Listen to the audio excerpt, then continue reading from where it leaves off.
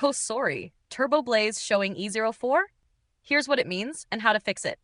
If your COSORI TurboBlaze shows E04 and won't start, that means it was plugged into the wrong kind of outlet. It's 120 volt, 60 Hz US power only.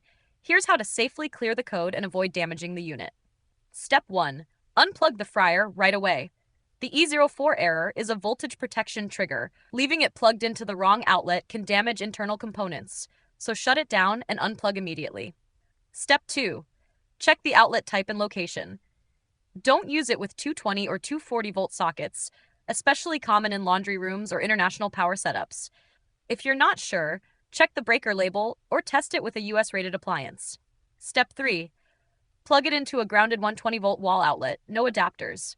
Use a clean, grounded 120 volts outlet.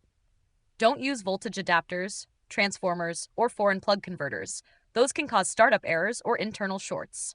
Step 4. Restart and test after relocation.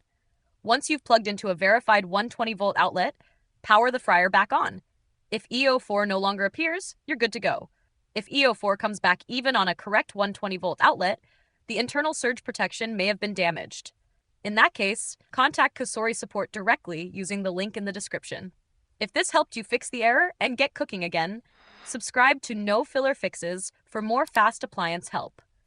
And if you're running your fryer in a shared or older kitchen setup, I've linked a smart outlet tester below.